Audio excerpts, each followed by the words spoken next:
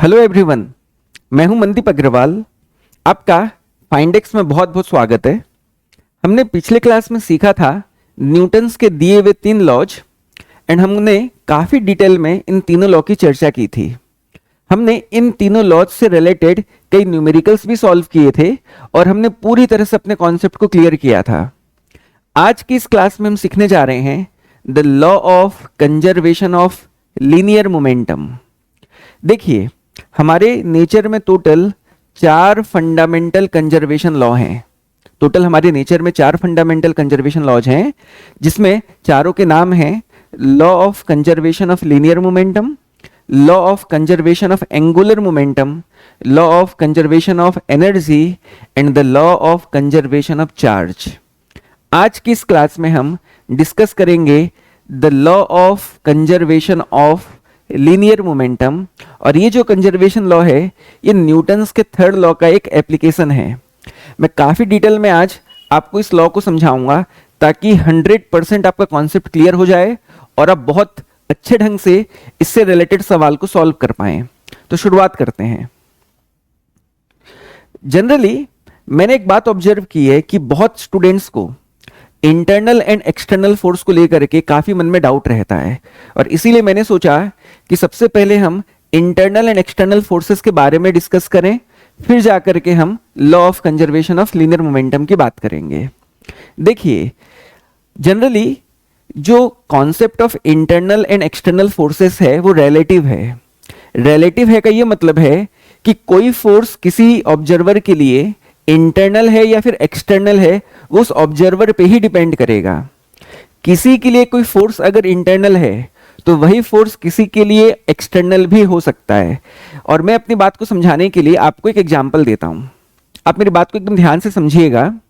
मान लेते हैं कि हमारे सामने एक सिचुएशन है, हमारे सामने एक असेंबली है जहां पर कुछ बॉडीज आपस में इंटरेक्ट कर रही हैं, और इस सिचुएशन को हम एनालिसिस करना चाहते हैं, इससे रिलेटेड किसी सवाल को हम सॉल्व करना चाहते हैं।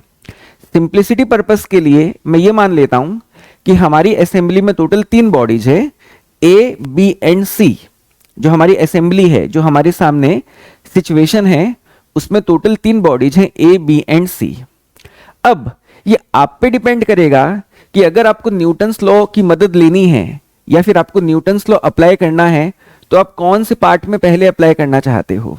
तो आप चाहें तो सिर्फ बॉडी ए पे न्यूटन्स लॉ लगा सकते हैं, आप चाहें तो बी पे लगा सकते हैं, आप चाहें तो सी पे लगा सकते हैं। आप में से किसी की इच्छा हो कि वो ए बी को एक साथ कंसिडर करे और एक साथ उनको स्टडी करके उस पे एक साथ न्यूटन्स लॉ को यूज करे, तो वो भी अपने लिए इंडिपेंडेंट है। मतलब कहने का ये है कि किसी भी असेंबली में रहने वाले सिस्टम का साइज वो आप पे डिपेंड करेगा कि आप कितने बड़े सिस्टम के साथ एक साथ डील करने के लिए इच्छुक हैं। मतलब मेरा ये है कि सिस्टम यहां पर वो होगा जिस पार्ट पे आप न्यूटन्स लॉ को यूज करना चाहते हैं। Out of the given assembly, जिस पार्ट पे आप न्यूटन्स लॉ को यूज करना चाह रहे हो उसे हम कहते हैं सिस्टम। और ये जो सिस्टम का साइज है ये डिसाइड करेंगे आप, ये आप पे डिपेंडेंट है कि आप कितने बड़े सिस्टम के साथ डील करना चाहते हो। तो जैसा कि मैंने कहा कि हमारे सिस्टम में टोटल 3 बॉडीज हैं, ए, बी एंड सी।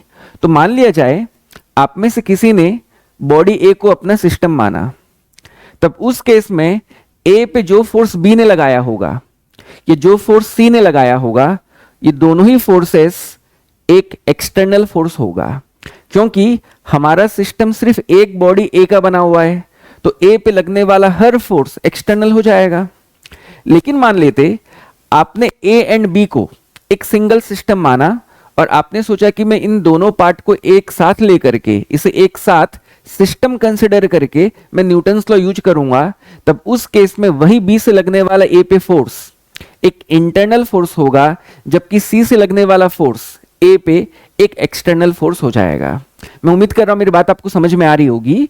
मतलब मैं ये कह रहा हूं कि अगर हमारा system body A and body B को मिलकर के बना हुआ है तो बी का वही फोर्स जो पहले हमारे लिए एक्सटर्नल था अब वो हमारे लिए एक इंटरनल फोर्स हो जाएगा। और क्योंकि हमारे सिस्टम में बॉडी सी शामिल नहीं है तो सी ने जो भी फोर्स ए पे लगाया होगा वो हमारे लिए एक एक्सटर्नल फोर्स हो जाएगा। सिमिलर वे में अगर आप में से किसी ने ए बी एंड सी तीनों को एक सिंगल सिस्टम माना है, तब उस केस में ए पे लगने वाले दोनों फोर्सेस जो बी और सी ने लगाया होगा वो दोनों फोर्सेस इंटरनल होंगे, और यहां पर दोनों फोर्सेस को हम इंटरनल फोर्स मान करके हमारे सिचुएशन को एनालिसिस करेंगे। और अगर ए पे बी सी के अलावा कोई चौथा फोर्स भी देने वाला एजेंट है, देन उस केस में वो फोर्स फिर एक्सटर्नल होगा हमारे लिए। तो इसीलिए हम कहते हैं कि कोई फोर्स इंटरनल है या फिर एक्सटर्नल है, ये बेसिकली आप पे डिपेंड करेगा, ऑब्जर्वर पे डिपेंड करेगा, आपके सिस्टम के साइज पे डिपेंड करेगा। तो आप जितना बड़ा चाहें उतना बड़ा सिस्टम कंसिडर करिए, अकॉर्डिंगली आप एनालिसिस करिए कि कौन सा फोर्स आपके लिए इंटरनल होगा एंड कौन सा फोर्स आपके लिए एक्सटर्नल होगा। तो मैं उम्मीद कर रहा हूं यहां तक की बात आपको समझ में आ गई होगी। तो इन्हीं बातों को देखिए मैंने यहां पे आपके लिए लिख दिया है, the list of internal and external forces in a system is relative and depends on the size of the system H decided by the observer. तो सिस्टम में कौन इंटरनल होगा कौन एक्सटर्नल होगा वो आप पे डिपेंड करेगा और आपके सिस्टम के साइज पे डिपेंड करेगा। अगर मान लेते आपका सिस्टम एक सिंगल बॉडी का बना हुआ है, जैसे हमने ए को लिया था, तब उस केस में उस पे एक्ट होने वाले सारे के सारे फोर्सेस क्या होंगे, हमारे एक्सटर्नल होंगे। लेकिन अगर आपका कोई सिस्टम एक से ज्यादा बॉडी का मिलकर के बना है, जैसे हमने ए बी लिया था या ए बी एंड सी लिया था, उस केस में जो जो फोर्सेस हमारे सिस्टम के भीतर होंगे, विद इन द सिस्टम होंगे, those forces will be considered as internal forces. And उस सिस्टम के बाहर से अगर कोई फोर्स अंदर एक्ट कर जाए तब उस फोर्स को हम मानेंगे एक्सटर्नल फोर्स।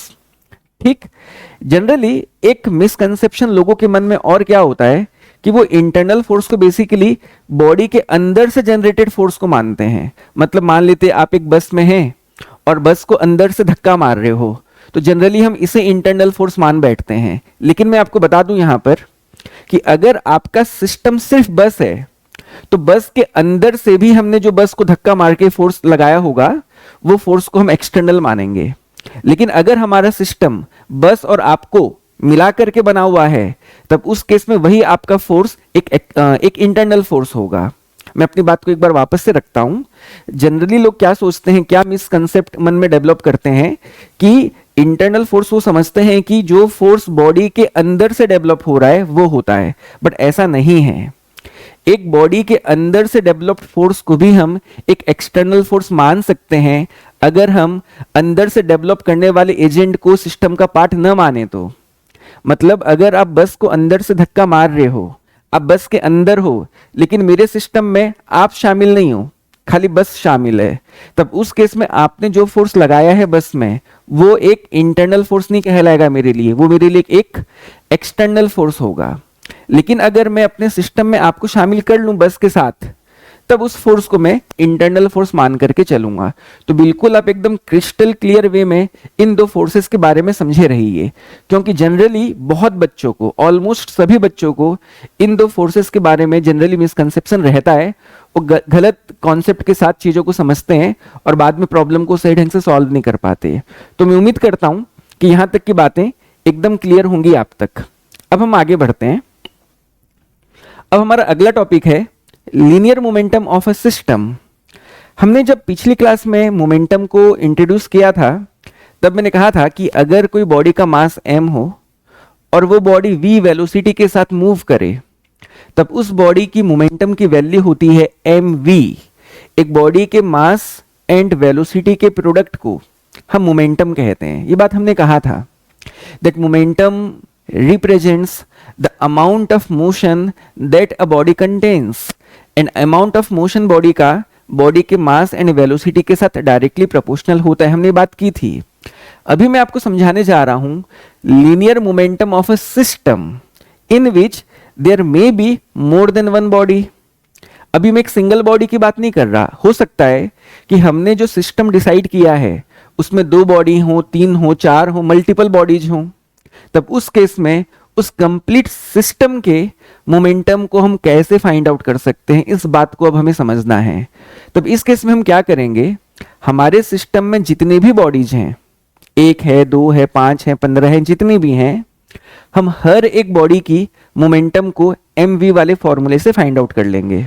हम हर बॉडी का मोमेंटम mv के फॉर्मूले से फाइंड आउट कर लेंगे। और क्योंकि मोमेंटम एक वेक्टर क्वांटिटी है, तो अब हम सिस्टम के मोमेंटम को फाइंड आउट करने के लिए सिस्टम के हर बॉडी का लीनियर मोमेंटम का वेक्टर सम कर देंगे और इससे हमें मिल जाएगा हमारे सिस्टम की momentum. Let me repeat it once again. मैंने ये कहा कि अगर आपने एक सिस्टम डिसाइड किया है जिसमें हो सकता है एक बॉडी हो, दो हो, 5 हो, 15 हो, जितने भी हो, मान लेते 5 बॉडीज हैं आपके सिस्टम में। आप क्या करो, उस सिस्टम के हर एक बॉडी के लिए मोमेंटम का फॉर्मूला mv लिखिए। अब आपके पास टोटल 5 बॉडी की 5 मोमेंटम हो गई।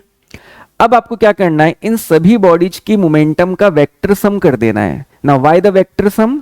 Because momentum is a vector quantity. तो अगर आप उन पांचों की पांचों बॉडीज की मोमेंटम का वेक्टर सम कर देते हो, तो जो रिजल्ट आपको मिलेगा, जो रिजल्टेंट आपको मिलेगा, that will be the linear momentum of the system. I hope एकदम बात क्लियर है आपकी तरफ। तो देखिए, एक बॉडी की मोमेंटम mv होती है, ये बात हम एकदम क्रिस्टल क्लियर वे में जानते हैं। तो अगर हमें मोमेंटम किसी सिस्टम का निकालना हो और उस सिस्टम में मान लो n बॉडीज हैं, तब उस केस में हम क्या करेंगे, वेक्टर सम कर देंगे moment of all the bodies. आपको हर एक बॉडी जो आपके सिस्टम में शामिल है उसकी मोमेंटम फाइंड आउट करते जाना है और उन सब का आपको क्या कर देना है, वेक्टर सम कर देना है। तो उससे आपको सिस्टम की मोमेंटम मिल जाएगी। तो इसको मैं लिख सकता हूं, momentum of the system equal to the summation of P I, where I varies from 1 to n, क्योंकि मेरे सिस्टम में टोटल n बॉडी मैंने लिया हुआ है।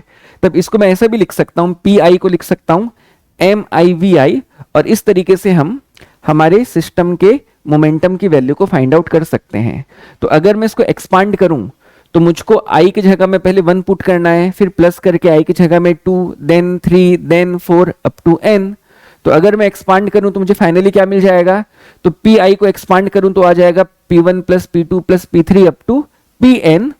P1 की जगह में मैं लिख सकता हूं M1V1 प्लस P2 की जगह में M2V2 प्लस P3 की जगह में M3V3 plus up to MNVN। और इस तरीके से हमको पूरे सिस्टम के लीनियर मोमेंटम की वैल्यू मिल जाएगी।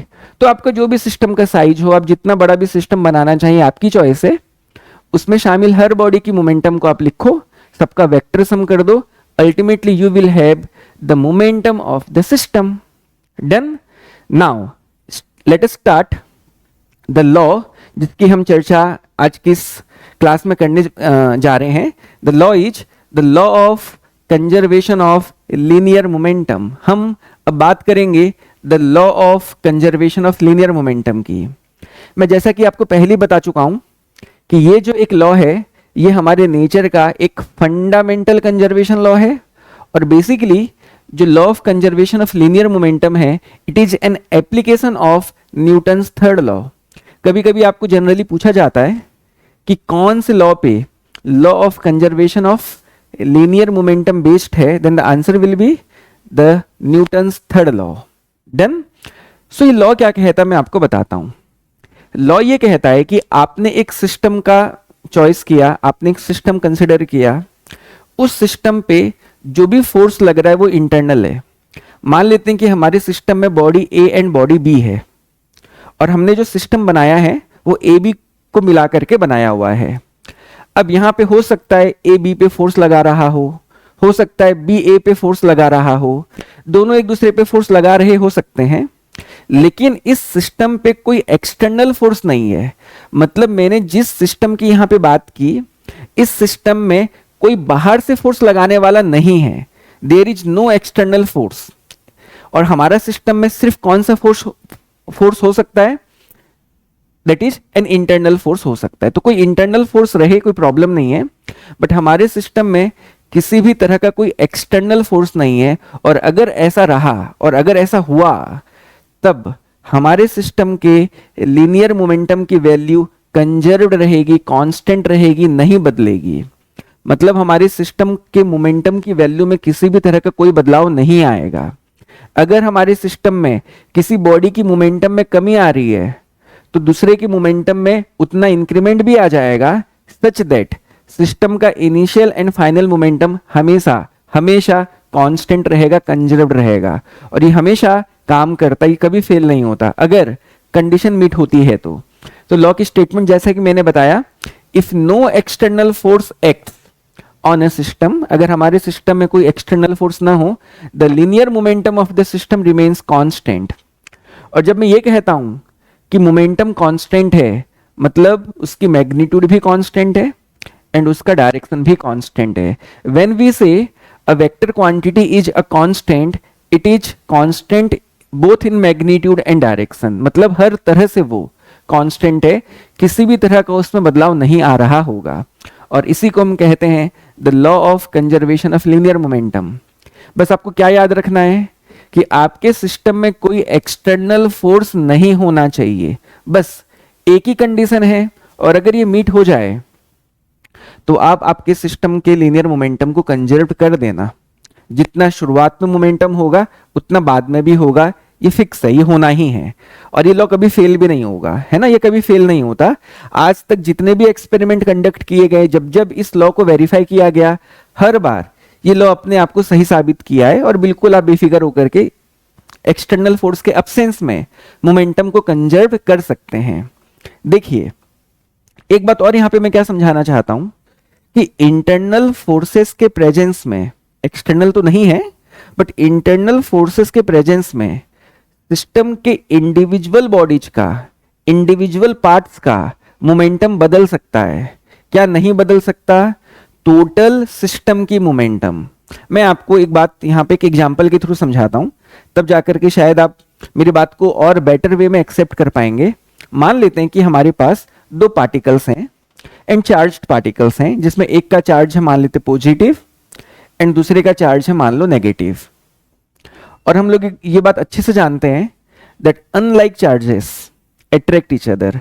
तो यहां पर प्लस क्यू माइनस क्यू को अपनी तरफ अट्रैक्ट कर रहा होगा, सिमिलरली माइनस क्यू भी प्लस क्यू को अपनी तरफ अट्रैक्ट कर रहा होगा फ्रॉम न्यूटन्स थर्ड लॉ। ठीक, अब देखिए, अब इस प्लस क्यू ने इस माइनस क्यू पे एक फोर्स लगाया और फोर्स लगा करके इसको लेफ्ट की तरफ एक्सेलरेट किया। तो जो पार्टिकल पहले रेस्ट में थी अब वो मोशन में आ गई। तो क्या यहां पर माइनस क्यू की मोमेंटम बदली? तो बिल्कुल बदली। पहले माइनस क्यू की मोमेंटम जीरो थी, बट प्लस क्यू से फोर्स एक्सपीरियंस करके वो मोशन में आ गई और उसकी मोमेंटम अब नॉन जीरो है। तो बिल्कुल मैं कह सकता हूं माइनस क्यू की जो मोमेंटम है वो पहले जीरो थी अब नॉन जीरो है, मतलब चेंज हुई है। अब बात करते हैं प्लस क्यू की। तो माइनस क्यू ने भी प्लस क्यू पे उतना ही फोर्स लगाया होगा अपोजिट डायरेक्शन में, और इसके कारण प्लस क्यू भी एक फोर्स एक्सपीरियंस कर रहा है राइट की तरफ। अब पहले ये भी रेस्ट में था तो उसकी मोमेंटम भी पहले जीरो थी, बट इस फोर्स के कारण क्या हुआ कि प्लस क्यू राइट की तरफ एक्सीलरेट होने लगा, और एक्सीलरेट हो करके उसने अपने मोमेंटम को गेन किया, इंक्रीज किया, एंड फाइनली देखा जाए तो प्लस क्यू की मोमेंटम भी बढ़ी। तो यहां पे किसकी किसकी मोमेंटम में बदलाव आया है? प्लस क्यू की मोमेंटम में भी बदलाव आया है, माइनस क्यू की मोमेंटम में भी बदलाव आया है। तो यही मैं कह रहा हूं कि इंटरनल फोर्सेस के प्रेजेंस में एक सिस्टम के इंडिविजुअल बॉडीज का, इंडिविजुअल पार्ट्स का मोमेंटम बदल सकता है। यहां पर मेरा जो सिस्टम था प्लस क्यू और माइनस क्यू को लेकर के बना हुआ था। मैंने यहां पर प्लस क्यू माइनस क्यू को एक साथ एक सिंगल सिस्टम माना हुआ था, और इस केस में सिस्टम के अलग अलग पार्ट का मोमेंटम बदला, बट क्या नहीं बदला? इस पूरी सिस्टम का मोमेंटम, इस पूरे के पूरे सिस्टम के मोमेंटम में कोई बदलाव नहीं आएगा। इंडिविजुअल पार्ट्स की मोमेंटम बदल सकती हैं, सिस्टम की नहीं बदलेगी। तो आप देखिए इसकी मोमेंटम राइटवर्ड डेवलप हो रही है, इस मोमेंटम को मैं मान लेता हूं P1। इसकी मोमेंटम लेफ्टवर्ड डेवलप हो रही है, इस मोमेंटम को मैं मान लेता हूं P2। तो यहां पे आप एकदम क्लियरली देख सकते हैं कि दोनों मोमेंटम का डायरेक्शन अपोजिट है। तो जब मैं सिस्टम के फाइनल मोमेंटम की बात करूंगा तो मुझको इन दोनों मोमेंटम को जोड़ देना होगा। मैंने अभी क्या कहा था आपको, सिस्टम की मोमेंटम अगर फाइंड आउट करनी है तो सिस्टम के इंडिविजुअल बॉडीज का मोमेंटम लिखो और उन सबका वेक्टर सम कर दो। तो जब मैं P1 एंड P2 का वेक्टर सम करूंगा सिस्टम की फाइनल मोमेंटम को फाइंड आउट करने के लिए, तब देखिए इन दोनों का डायरेक्शन अपोजिट होने के कारण यहां पे इनका रिजल्टेंट इनके डिफरेंस से आएगा, और सिस्टम का बिहेवियर कुछ इस तरह से होगा कि दोनों का डायरेक्शन अपोजिट होने के कारण वो माइनस तो होंगे ही होंगे, बट मैग्नीट्यूड में भी ये सेम रहेंगे। और मैग्नीट्यूड में सेम रहने के कारण इन दोनों को जब मैं वेक्टर सम करूंगा तब मुझे आंसर मिलेगा 0। तो सिस्टम का पहले मोमेंटम भी 0 था, सिस्टम का फाइनल मोमेंटम भी 0 है। और इसीलिए हम कहते हैं कि जिसका मोमेंटम नहीं बदलेगा वो है सिस्टम। सिस्टम के इंडिविजुअल पार्ट एक्सीलरेट हो सकते हैं, उनके मोशन में बदलाव आ सकता है। पूरे सिस्टम के बिहेवियर की अगर हम बात करें तो पूरे सिस्टम की मोमेंटम में किसी भी तरह का कोई बदलाव नहीं आता। और इसी तरीके से आपको इस लॉ को समझना है। तो यही बात यहां पे मेरी लिखी हुई है, in the presence of only internal forces an individual body with in the system may change it's momentum. System के अंदर की किसी बॉडी के मोमेंटम में बदलाव आ सकता है, but the total momentum of the system remains constant. System की मोमेंटम नहीं बदलेगी। और इसीलिए हम लिख सकते हैं कि एक्सटर्नल फोर्स के अब्सेंस में सिस्टम की initial momentum and final momentum दोनों की वैल्यू सेम रहेगी, कांस्टेंट रहेगी। यहां पर I का मतलब इनिशियल है, F का मतलब फाइनल है। तो अगर मैं ये मान लेता हूं कि मेरे सिस्टम के बॉडीज की इनिशियल वेलोसिटी शुरुआत में जो था वो u1 u2 u3 up to un है, एंड बाद में कुछ समय के बाद बिहेवियर के बदलाव के बाद कुछ फोर्सेस के एक्शन के बाद वेलोसिटीज की वैल्यू हो गई v1 v2 v3 up to vn। In that case हम लिख सकते हैं m1 u1 plus m2 u2 plus up to mn un that equals to our initial momentum, and finally m1 v1 plus m2 v2 up to mn vn will become our final momentum, और दोनों की value same रहेगी। और इस तरीके से हम linear momentum को कंजर्व करते हैं। डन। तो मैं उम्मीद करता हूं आपको इस लॉ के बारे में काफी डिटेल में समझ में आ गया होगा और आपके सारे डाउट्स, सारे कॉन्सेप्ट यहां पे क्लियर हो गए होंगे। नाउ मैं आपको law of conservation of linear momentum Newton's के थर्ड लॉ की मदद से प्रूव करके दिखाता हूं। तो मान लेते हैं कि हमारा एक सिस्टम है और उस सिस्टम में टोटल 2 पार्टिकल्स हैं A and B। A and B के मासेस को मैं m1 एंड m2 मान लेता हूं, एंड मान लेते हैं कि शुरुआत में पार्टिकल A की वेलोसिटी थी u1 एंड पार्टिकल B की वेलोसिटी थी u2। और इस सिचुएशन को मैं आपको एक ड्राइंग के थ्रू समझाता हूं। तो अब देखिए, मान लेते हैं ये पार्टिकल हमारा A है जिसके मास को हमने m1 माना, और u1 वेलोसिटी के साथ ये किधर जा रही थी, किसी एक पर्टिकुलर डायरेक्शन में जा रही थी। नाउ एक पार्टिकल और है B जिसके मास को हमने m2 लिया, एंड किसी वेलोसिटी u2 के साथ ये भी किसी पर्टिकुलर डायरेक्शन में जा रही थी।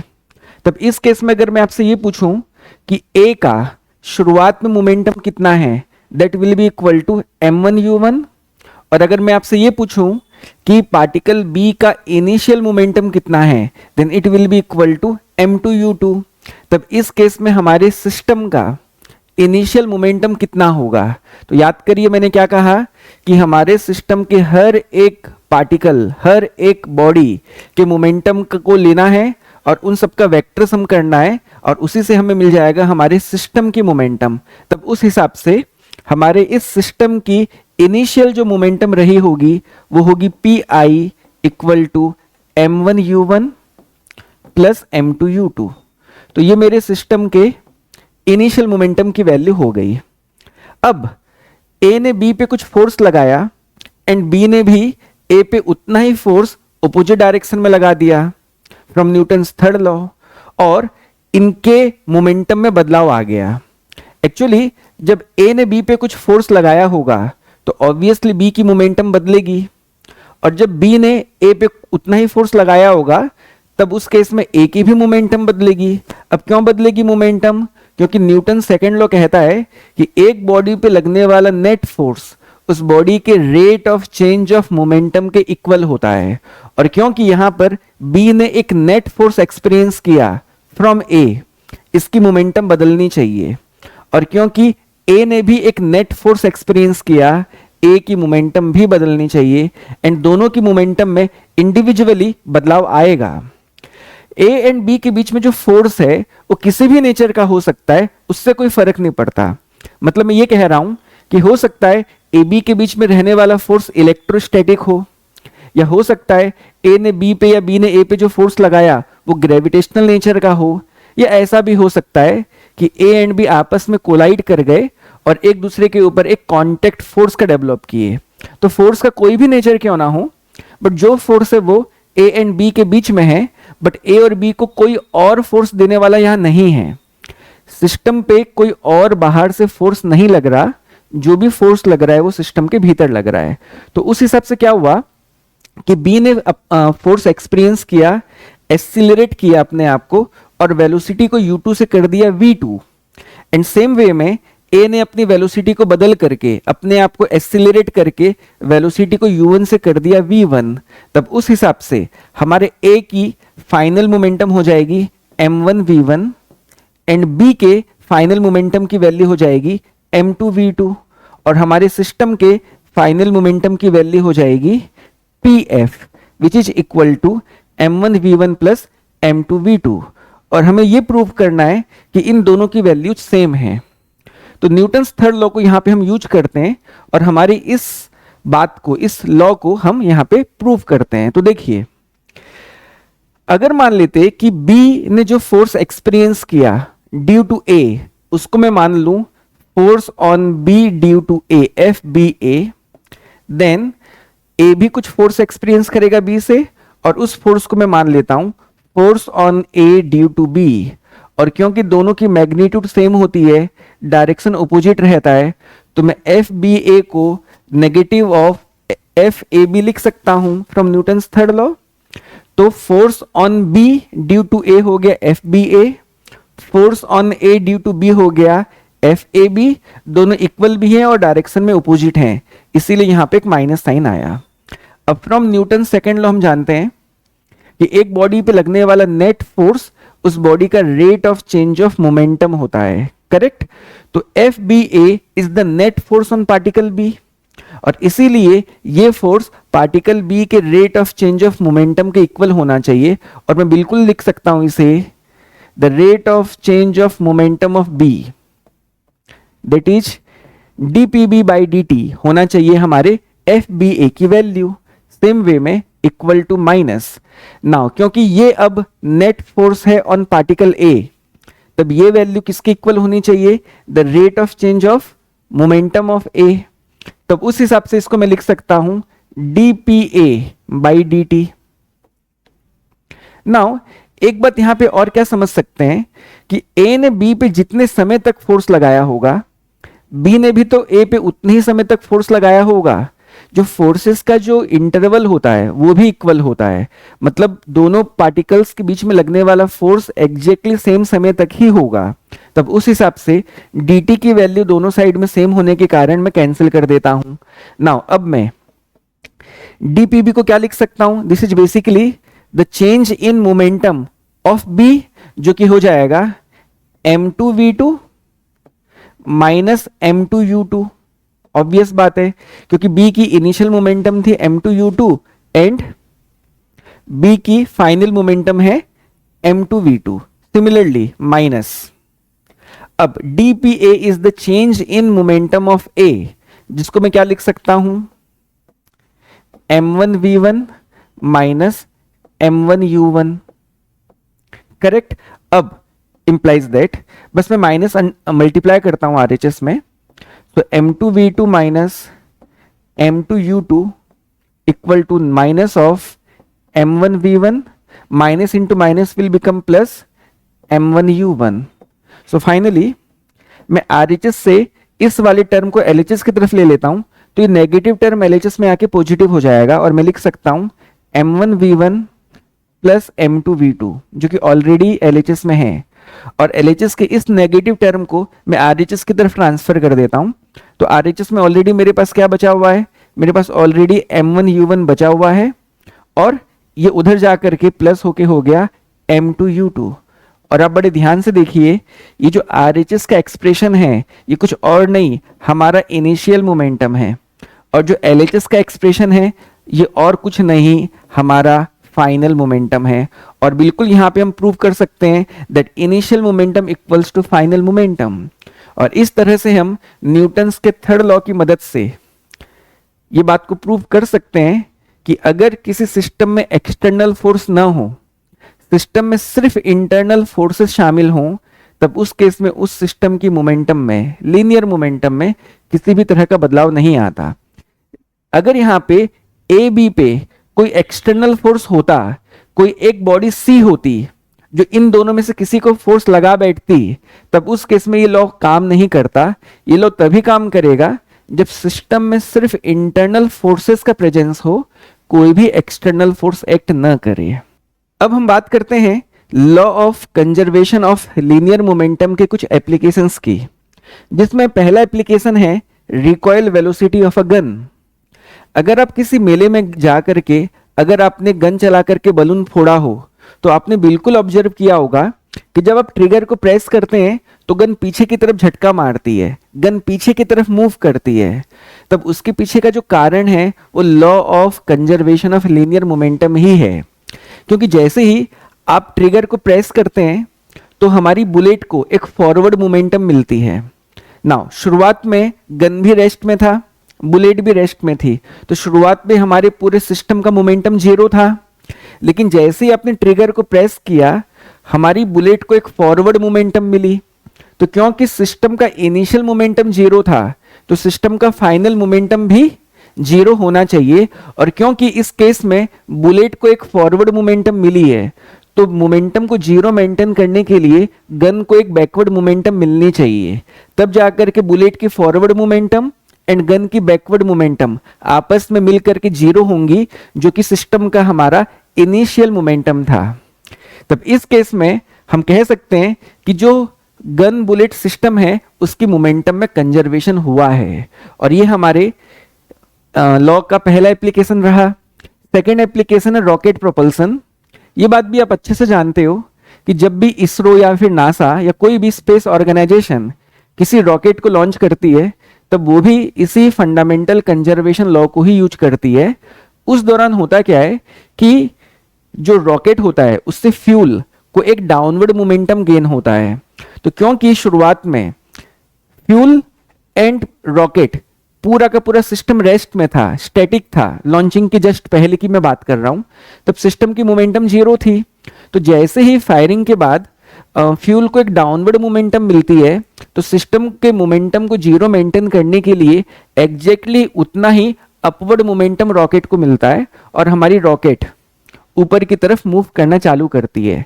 आप इस बात को अगर फील करना चाहते हैं, तब आप एक काम करिए, बलून में आप हवा भर दीजिए और उसको फिर रिलीज कर दीजिए। जैसी बलून से हवा बाहर निकलती है तो बलून रैंडमली इधर उधर भागने लग जाता है। तो यहां पर भी बेसिकली बलून एयर का लीनियर मोमेंटम कंजर्व्ड रहता है। नाउ थर्ड बात करते हैं explosion of a fire cracker. अब जैसे दीपावली की बात है, तो दीपावली में अगर आप कोई बॉम्ब फोड़ते हो, तब उस बॉम्ब के जो हिस्से होते हैं वो हर तरफ बिखरते हैं। ऐसा कभी नहीं होता कि एक्सप्लोजन के बाद बॉम्ब का हिस्सा सिर्फ एक ही तरफ गया था या फिर किसी अदर तरफ गया था। पूरे हर तरफ उस बम के जो हिस्से होते हैं फूटने के बाद वो हर तरफ फैलते हैं। या फिर अगर आपने कोई रॉकेट लॉन्च किया हो और रॉकेट किसी हाइट में जाकर के फूटता हो, तब उसका जो सेंटिलेशन होता है, उसकी जो चिंगारी होती है, वो हर तरफ फैलती है। तो यहां पर भी जितना मोमेंटम राइटवर्ड डेवलप होता है, उतना ही मोमेंटम लेफ्टवर्ड भी डेवलप होता है, और हर तरफ हमको वहां पर एक्सप्लोजन ऑब्जर्व होता है। तो इसीलिए यहां पर भी डेफिनेटली लीनियर मोमेंटम का कंजर्वेशन रहता है। अब मैं आपको कुछ सिखाना चाहता हूं, खास बात जो कि यहाँ पे मैंने नोट में लिख करके दिया हुआ है, और इनकी मदद हम बिल्कुल न्यूमेरिकल्स को सॉल्व करने में भी लेंगे, और इनकी जरूरत हमको डेफिनेटली थ्योरेटिकल क्वेश्चंस को करने और समझने के लिए भी होती है। जिसमें पहली बात यह है कि अगर आप किसी सिस्टम की मोमेंटम की वैल्यू को लिख रहे हो, तो आपको डेफिनेटली उस सिस्टम में शामिल हर बॉडी के वेलोसिटी को भी कंसिडर करना पड़ेगा। और हम ये बात जानते हैं कि जो वेलोसिटी है वो एक रिलेटिव टर्म है। अगर कोई चीज आपके लिए रुकी है, किसी और के लिए वो मोशन में हो सकती है, किसी और के लिए वो एक्सीलरेट भी हो रही हो सकती है। तो क्योंकि वेलोसिटी एक रिलेटिव टर्म है, तो मोमेंटम भी रिलेटिव रहा। तब इस केस में हम सिस्टम की मोमेंटम को किसके रेस्पेक्ट में लिखेंगे? अब ये एक बड़ा सवाल है कि भाई हमारे सामने जो सिचुएशन है, हमारे सामने जो एनालिसिस करने के लिए सिस्टम दिया गया है, उसमें हम जो सिस्टम के अंदर पार्टिसिपेट करने वाली बॉडीज हैं उनकी मोमेंटम को किस ऑब्जर्वर के रेस्पेक्ट में लिखेंगे। तो इस केस में हम जनरली एक इनर्शियल फ्रेम ऑफ रेफरेंस लेते हैं एंड सिंप्लिसिटी पर्पस के लिए हमेशा हम अर्थ के रेस्पेक्ट में ही सभी की सभी बॉडीज की मोमेंटम को फाइंड आउट करेंगे। तो जनरली हमारा रेफरेंस अर्थ रहेगी और अर्थ के रेस्पेक्ट में ही हम सिस्टम के अंदर शामिल होने वाली हर बॉडी के मोमेंटम को लिखेंगे। ये पहली बात क्लियर हुई। दूसरी बात, जैसे कि मैंने ये बात भी कही आपको कि अगर एक सिस्टम के अंदर कुछ इंटरनल फोर्स का डेवलपमेंट होता है तब उस केस में सिस्टम के इंडिविजुअल बॉडीज की मोमेंटम में बदलाव आ सकता है। सिस्टम के इंडिविजुअल बॉडीज की मोमेंटम बदल सकती है, क्या नहीं बदलती? पूरे सिस्टम की मोमेंटम नहीं बदलती। तब हम कहते हैं कि अगर मान लेते दो बॉडीज के बीच में कोलिजन हुआ है तो उनका जो लाइन ऑफ इंपैक्ट है उस डायरेक्शन में डेफिनेटली इंडिविजुअल बॉडीज की मोमेंटम बदलेगी, लेकिन यहां पर इंडिविजुअल बॉडीज की मोमेंटम एक पर्टिकुलर डायरेक्शन में कंजर्व्ड है, वो है उनके लाइन ऑफ एक्शन के परपेंडिकुलर डायरेक्शन में। मैं समझाता हूं। जैसे मान लिया जाए एक बॉडी ए है और एक बॉडी बी है और इनके बीच में कोलिजन हुआ, ये आपस में टकरा गए। तो इनके कोलिजन के दौरान ए की भी मोमेंटम बदली, बी की भी मोमेंटम बदली और इनकी मोमेंटम का जो भी बदलाव है वो इस लाइन के अलोंग डेफिनेटली देखने को मिलेगा, क्योंकि जब कोलिजन हुआ था तब जो फोर्स इनके बीच में डेवलप हुआ था वो इसी लाइन के अलोंग एक्ट हुआ था, वो इसी लाइन के अलोंग डेवलप हुआ था। लेकिन अगर मैं इस लाइन के परपेंडिकुलर में एक दूसरी लाइन ऑब्जर्व करूं तब इस लाइन के अलोंग इस फोर्स की तो कोई कंपोनेंट है ही नहीं। तब इस केस में इस लाइन के अलोंग, जो कि इनके लाइन ऑफ इंपैक्ट के परपेंडिकुलर है, इस लाइन के अलोंग कोई भी फोर्स नहीं है और कोई भी फोर्स नहीं होने के कारण इस लाइन के अलोंग कोई भी मोमेंटम का बदलाव नहीं आना चाहिए और इसीलिए ए एंड बी दोनों की मोमेंटम कंजर्व्ड है इस पर्टिकुलर लाइन के अलोंग। मैं अपनी बात को एक बार फिर से समझाता हूं। पूरे सिस्टम की मोमेंटम तो बिल्कुल नहीं बदलेगी, ये बात तो तय थी। ए की मोमेंटम बदलेगी, बी की मोमेंटम बदलेगी, सिस्टम की मोमेंटम नहीं बदलेगी, ये बात हमने कंक्लूड किया। अब मैं यहां पे इंडिविजुअल बॉडी के मोमेंटम की बात कर रहा हूं और मैं ये कह रहा हूं कि ए की मोमेंटम इस लाइन के अलोंग बदली हुई हो सकती है या बदलेगी जरूर, लेकिन इस लाइन के परपेंडिकुलर डायरेक्शन में अगर मैं दूसरी लाइन ऑब्जर्व करूं, इस लाइन के अलोंग ए की मोमेंटम भी कंजर्व्ड है, बी की मोमेंटम भी कंजर्व्ड है, क्योंकि इस लाइन के अलोंग कोई भी फोर्स की कंपोनेंट या फिर कोई फोर्स एक्ट नहीं कर रहा। और इसीलिए यहां पे हम क्या कंक्लूड करेंगे, when two bodies collide the linear momentum of each body is conserved along a line perpendicular to the line of impact, but the total momentum of the system is conserved in all directions। तो पूरी system की momentum तो हर case में conserved रहेगी, हर direction में conserved रहेगी, but A and B की momentum का कंजर्वेशन उनके लाइन ऑफ इंपैक्ट के परपेंडिकुलर में भी होगा। तो यहां तक मैं उम्मीद करता हूं कि आपके सारे कॉन्सेप्ट्स क्लियर हो गए होंगे, आपके सारे डाउट्स क्लियर हो गए होंगे और लॉ को लेकर के आपके अंदर एक अच्छा खासा कॉन्फिडेंस का डेवलपमेंट हुआ होगा। अब इन्हीं कॉन्सेप्ट्स को यूज करके हम कुछ न्यूमेरिकल्स की प्रैक्टिस करते हैं, जिससे इस लॉ के ऊपर आपका बहुत अच्छा कॉन्फिडेंस का गेन होगा। इसमें हमारा पहला क्वेश्चन है, a bullet of mass 50 gram is fired with a speed of 200 meter per second from a gun of mass 2 kg. Find the recoil velocity of the gun। तो मैंने आप लोगों को एग्जाम्पल में यही केस रखा था। तब इस केस में रिकॉइल वेलोसिटी मतलब गन जब लौटती है पीछे की तरफ, जब वो हमको एक झटका देती है तो कितनी वेलोसिटी से गन हमें झटका देगी या कितनी वेलोसिटी से गन हमारी तरफ मूव करेगी, उस वेलोसिटी को हमें बताना है। तो ट्रिगर को प्रेस करने के पहले गन एंड बुलेट दोनों रुके हुए थे, तो दोनों की मोमेंटम जीरो थी और दोनों की मोमेंटम जीरो होने के कारण सिस्टम की मोमेंटम थी शुरुआत में जीरो, और इस केस में भी initial momentum and final momentum दोनों इक्वल हैं। नाउ अब मैं बात करता हूं बुलेट की। तो बुलेट का मास भी मालूम है, बुलेट की वेलोसिटी भी मालूम है, तो बुलेट का मोमेंटम मिल गया। तो बुलेट की मोमेंटम हो गई, मास हो गया 50 इंटू 10⁻³ kg एंड वेलोसिटी की वैल्यू हो गई 20। So m into V becomes the momentum of the bullet.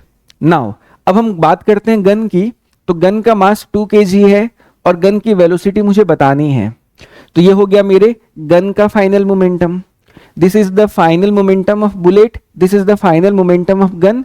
इन दोनों का वेक्टर सम हो गया final momentum of the system, जो कि initial momentum of the system के इक्वल है, जो कि 0 है हमारे सवाल में। Implies that. So next step में मैं क्या करता हूं, आरएचएस के फर्स्ट टर्म को एलएचएस की तरफ ट्रांसफर करता हूं। तो 10⁻³ कैंसिल हो जाएगा 3 जीरोज के साथ। तो यहां पे बचता है मेरे पास 5 × 2 10, जो कि एलएचएस में हो जाएगा -10 इक्वल टू 2v। तो फाइनली v की जो वैल्यू आ रही है वो आ रही है -10/2, that is -5 metre per second. तो जो गन के रिकॉइल की स्पीड होगी it will B 5 metre per second. और यहां पर जो माइनस साइन है वो इस बात को समझा रहा है कि जो डायरेक्शन बुलेट का था, जिस डायरेक्शन में बुलेट मोमेंटम गेन की थी, उसके एग्जैक्टली ऑपोजिट डायरेक्शन में गन की मूवमेंट होगी, गन की वेलोसिटी होगी, गन का मोमेंटम होगा, और इसलिए यहां पे माइनस साइन आ रहा है। सो -5 मीटर पर सेकेंड इस सवाल का एकदम सही जवाब है।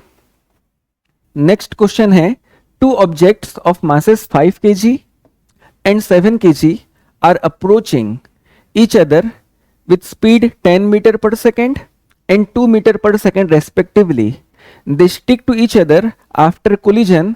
Find their velocity after combination. तो देखिए यहां पर 2 बॉडीज हैं और जो एक दूसरे को अप्रोच कर रहे हैं। अगर वो एक दूसरे को अप्रोच कर रहे हैं, इसका ये मतलब है कि उनकी वेलोसिटीज के डायरेक्शन ऑपोजिट होंगे, मतलब उनकी मोमेंटम का डायरेक्शन भी ऑपोजिट होगा। अगर आप कभी भी 1 डायमेंशन में डील कर रहे हो, अगर आपकी बॉडी की मूवमेंट एक सिंगल लाइन के अलोंग हो रही हो, तब उस केस में उस बॉडी की मूवमेंट के टोटल कितने डायरेक्शंस होंगे, that is 2, forward and backward. अगर मान लो आपको एक सीधे रास्ते में चलना है और आप अपने रास्ते के लाइन को नहीं बदल सकते, तब आपके पास टोटल 2 डायरेक्शंस होंगे, फॉरवर्ड एंड बैकवर्ड। तब इस केस में हम किसी भी एक डायरेक्शन को पॉजिटिव लेते हैं और उसके ऑपोजिट डायरेक्शन को हम नेगेटिव लेते हैं। तो पॉजिटिव डायरेक्शन की सारी वेक्टर क्वांटिटीज पॉजिटिव ली जाती हैं एंड नेगेटिव डायरेक्शन की सारी वेक्टर क्वांटिटीज को हम फिर नेगेटिव लेते हैं। तब इस केस में भी 5 kg एंड 7 kg की जो बॉडी है, दोनों का डायरेक्शन ऑपोजिट है। तब इस केस में मैं एक काम करता हूं, 5 kg की वेलोसिटी को मैं पॉजिटिव ले लेता हूं, तब 7 kg की वेलोसिटी को मुझे नेगेटिव लेना पड़ेगा।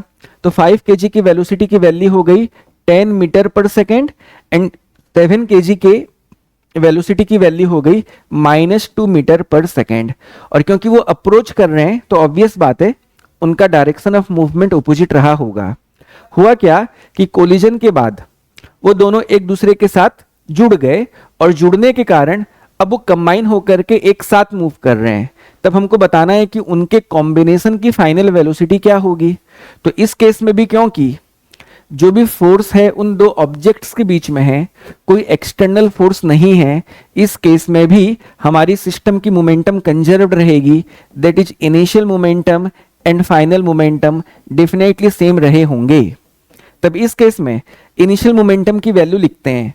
तो 5 kg बॉडी की मोमेंटम हो जाएगी 5 × 10 दैट इज 50। सेकेंड के बॉडी की मोमेंटम हो जाएगी 7 × 2 दैट इक्वल्स टू 14। और क्योंकि दोनों की मोमेंटम ऑपोजिट है तब इनका वेक्टर सम हो जाएगा 50 - 14 डन इक्वल टू। अब क्योंकि दोनों आपस में जुड़ गई तब इस केस में दोनों का कंबाइंड मास कितना हो जाएगा, that will be equal to 5 + 7 that is 12 and final velocity अब मैं मान लेता हूं v। तब उस हिसाब से 50 - 14 becomes 36 equal to 12v। Implies that v की वैल्यू आ गई 36/12 that equals to 3 metre per second. और देखिए इस केस में जो आंसर आया है वो पॉजिटिव आया है, मुझे मिलने वाली वेलोसिटी पॉजिटिव मिली है। इसका ये मतलब है कि इनमें से जिसकी वेलोसिटी पॉजिटिव थी, जिसके डायरेक्शन को मैंने पॉजिटिव माना था, फाइनली मोमेंटम भी उसी डायरेक्शन में होगा। तो क्योंकि मैंने 5 kg की बॉडी की वेलोसिटी को पॉजिटिव लिया हुआ था, इसका ये मतलब है कि उसी डायरेक्शन में दोनों जुड़ करके मूव करेंगे और इसीलिए आंसर होगा 3 metre per second in the direction of velocity of 5 kg। तो किस डायरेक्शन में कॉम्बिनेशन का मूवमेंट होना है वो साइन कन्वेंशन से आप निकाल सकते हो। ठीक, अगला सवाल है, a bomb moving with velocity 40 i cap plus 50 j cap plus 25 k cap metre per second explodes into pieces of mass ratio 1:4. If the small piece goes out with velocity of 200 i cap plus 70 j cap minus 15 k cap meter per second, find the velocity of large piece just after explosion. तो यहाँ पर हम bomb को एक system मान लेते हैं और जो भी फोर्स का डेवलपमेंट हुआ एक्सप्लोजन में वो क्योंकि बॉम्ब के अंदर से डेवलप्ड था उस फोर्स को हम इंटरनल फोर्स मानेंगे और क्योंकि यहाँ पर कोई एक्सटर्नल फोर्स का प्रेजेंस नहीं है हम मान सकते हैं कि हमारे सिस्टम का लीनियर मोमेंटम कंजर्व्ड रहेगा और इसीलिए हम लिख सकते हैं P I equals to P F. तो शुरुआत में जो बॉम्ब है उसकी एक वेलोसिटी थी तो उसका मोमेंटम हम लिख सकते हैं mass of bomb into velocity of bomb. तब उस केस में मैं बॉम्ब के मास को कैपिटल एम मान लेता हूं। ठीक, तो अगर मैं बॉम्ब के मास को कैपिटल एम मान लूं तो उसकी मोमेंटम हो जाएगी m into 40 i cap plus 50 j cap plus 25 k cap और ये मेरी पी आई की वैल्यू हो गई। अब हम बात करते हैं पी एफ की। तो कहते हैं एक्सप्लोजन के दौरान उसके दो हिस्से हुए और उनके मास का रेशियो आ गया 1:4। तो डेफिनेटली इस केस में मैं फर्स्ट पार्ट के मास को x मान लूं तो दूसरे पार्ट के मास की वैल्यू कितनी होनी चाहिए, इट शुड बी 4x। और इस केस में मैं क्या लिख सकता हूं कि x प्लस 4x की जो वैल्यू है वो मिला करके कैपिटल M होनी चाहिए। तब उस केस में 5x की वैल्यू m हो गई तो x की वैल्यू कितनी आ गई, it will be equal to m/5। तो फाइनली हमने क्या समझा कि जो फर्स्ट पार्ट रहा होगा उसके मास की वैल्यू m/5 रही होगी तो दूसरे पार्ट के मास की वैल्यू कितनी हो जाएगी, दैट इज 4x। तो इसको मैं लिख सकता हूं 4 इंटू m/5। हमने क्या कहा, क्योंकि मास का रेशियो 1:4 है तो एक पार्ट के मास को मैं x मान लूं तो दूसरे पार्ट के मास को मुझे 4x मानना पड़ेगा।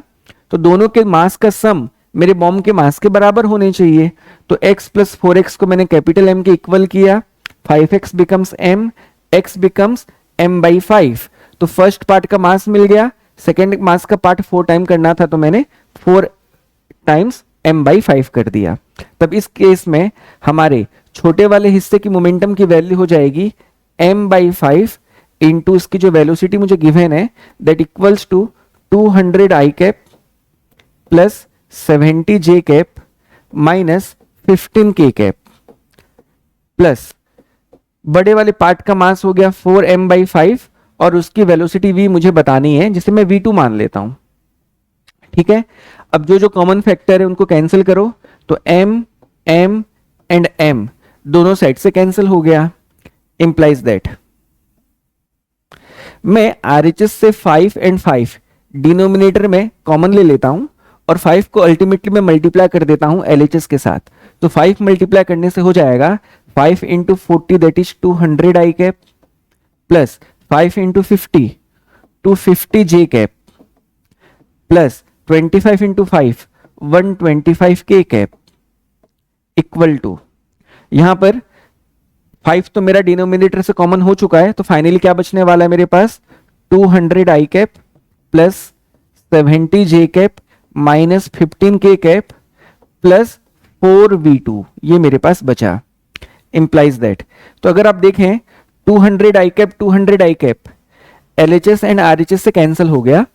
सो 70 j कैप को अगर मैं LHS में भेज दूं तो माइनस हो जाएगा। सो 250 j cap minus 70 j cap becomes 180 j cap plus 125 k cap plus 15 k cap. RHS में से जब मैं माइनस 15 k कैप को LHS की तरफ भेजूंगा तो वो प्लस हो जाएगा। सो ये हो जाएगा 140 k cap equals to 4v2। तो बता दो फाइनली v2 की वैल्यू क्या हो जाएगी, तो 4 डिवाइड करना है। सो 180 by 4 becomes how much, that is 45 j cap plus 140/4 becomes 35 के कैप, और यही इस सवाल का एकदम सही जवाब होगा। ठीक, अगले सवाल की तरफ चलते हैं। Two balls of masses m and 2m are moving at right angle to each other with velocities 6 meter per second and 4 meter per second respectively. If they stick with each other after collision, find the velocity of combined mass. तो देखो ये 1D का case नहीं है। इस सवाल में दोनों जो बॉल्स हैं उनकी मूवमेंट एक प्लेन में हो रही है, और इस केस में देखिए हम सेम वे में सवाल को सॉल्व करेंगे। तो इस केस में मान लेते हैं कि हमारी m मास की जो बॉडी थी वो राइट की तरफ जा रही थी with velocity of 6 metre per second, और एक और जो बॉडी थी वो 2m मास की है एंड 4 मीटर पर सेकेंड के साथ मान लो पहली बॉडी के वेलोसिटी के परपेंडिकुलर डायरेक्शन में मूव कर रही है। तो हुआ क्या, ये दोनों कोलाइड किए, और कोलाइड होने के बाद वो एक दूसरे के साथ जुड़ गए। तब इस केस में कंबाइंड मास की वेलोसिटी क्या होगी हमें बताना है। तो देखो इस केस में फर्स्ट पार्ट के मोमेंटम की वैल्यू हो गई m into 6, and second part के मोमेंटम और सेकेंड बॉडी के मोमेंटम की वैल्यू हो गई 2m into 4 that equals to 8m। Correct. तो क्योंकि दोनों के बीच में एंगल 90 डिग्री है, तो सिस्टम का मैं इनिशियल मोमेंटम कैसे निकालूंगा।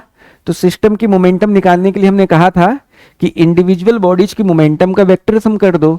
तो इस केस में भी अगर मैं इनके मोमेंटम का वेक्टर सम कर दूं तो पी आई की वैल्यू मुझे मिल जाएगी। और आप लोग को अच्छे से मालूम है कि अगर दो वेक्टर्स के बीच में एंगल 90 डिग्री हो तो रिजल्टेंट होता है √a² प्लस b², जो कि हमारा ट्रायंगल या फिर parallelogram law of vector addition से डेवलप्ड है। तब इसका स्क्वायर करना है, इसका स्क्वायर करना है, सम करके रूट कर देना है। सो 6m का स्क्वायर हो गया 36m², 8m की स्क्वायर की वैल्यू हो गई 64m², सम बिकम्स 100m²। के रूट की वैल्यू करूं तो वो 10m आ जाएगी। मतलब मेरे सिस्टम की इनिशियल मोमेंटम की वैल्यू कितनी हो गई 10m। सो P I equals to P F हम जानते हैं, तो पी आई की वैल्यू आ रही मेरी 10m। और क्योंकि अब दोनों जुड़ चुके हैं तो दोनों के कंबाइंड मास की वैल्यू कितनी हो गई, it will be equal to 3m, और जो भी मेरी वेलोसिटी होगी वो v है जो मुझे निकालना है। एंड जो फाइनल वेलोसिटी होगी सिस्टम की वो इसी डायरेक्शन में ही होगी, ये तय है। नाउ m एंड n आपस में कैंसिल हो गए, तो फाइनली v की वैल्यू आ गई 10/3 मीटर पर सेकेंड, और यही इस सवाल का एकदम सही जवाब होगा। अगले सवाल की तरफ चलते हैं। A boy of mass m is standing on a platform of mass capital M kept on smooth floor. If the boy starts moving on the platform with a speed v not relative to the platform, with what velocity relative to the floor does the platform recoil? मैं आपको सवाल समझाता हूं। A very important question and highly conceptual. एकदम ध्यान से सुनिएगा, एक बार में आपको समझ में आ जाएगा।